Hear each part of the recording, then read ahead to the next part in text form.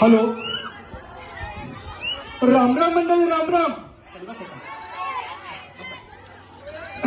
राजू माझा जीवाचा जिवलग मित्र. अरे लहानपण सारं आमचं एकत्र गेलं, परंतु परिस्थितीमुळं तो शिकून सवरून पुढे गेला. मी मात्र मेंढपाळाचं लेकरू मागे राहिलो. परंतु जगण्यासाठी मात्र काहीतरी उद्योग करायला पाहिजे म्हणून हा मेंढपाळी व्यवसाय.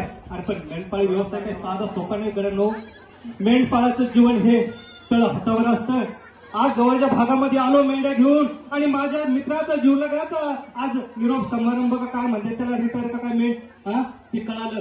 धावत पळत आलो, म्हटलं चला त्याला 2 शुभेच्छा देऊया. तर राजू, मला राजू दिसत नाही. अरे राजू, राजू इकडे ये ये ये ये. राजू आला, खूप आनंद झाला. राजू, आम्ही लहानचे मोठे झालो आहे. त्यांनी मला खूप जीव लावला, खूप सांभाळलं. त्याचं मायेचं छत्र माझ्यावरती सदोदित होतं. राजूचा मित्र आला आहे. दादा, तुला भेटून बरं वाटलं. बरं झालं, योगा योगाने माझ्या मेंढ्या जवळ होत्या. दादाचा राजूला भेट देत आहे मित्र. राजूचा सेवापूर्तीचा कार्यक्रम आणि या कार्यक्रमाच्या निमित्ताने राजूचा मित्र राजूला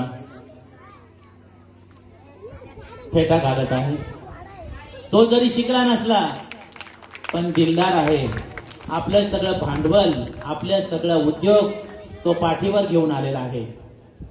आणि असा हा राजूचा मित्र राजूला विसरू शकत नाही. तो म्हातारा झालाय, मुलींच्या डोळ्यात पाणी येतंय. म्हातारा झाला पण मित्राला तो विसरत नाही. त्याला बोलता येत नाही, बोलताना थरकाप होतोय, पण तरी सुद्धा तो मित्राला भेटायला आला. असा हा राजूचा मित्र राजूचा सत्कार करण्यासाठी उत्सुक आहे. राजूच्या मित्राचा सगळा संसार त्याच्या पाठीवर आहे. कुत्रा आहे, शेळ्या आहे, मेंढरा आहे. आणि असा हा राजूचा मित्र, त्या घोड्यावरती सुद्धा एक त्यांचा मुलगा आहे राजूच्या मित्राचा.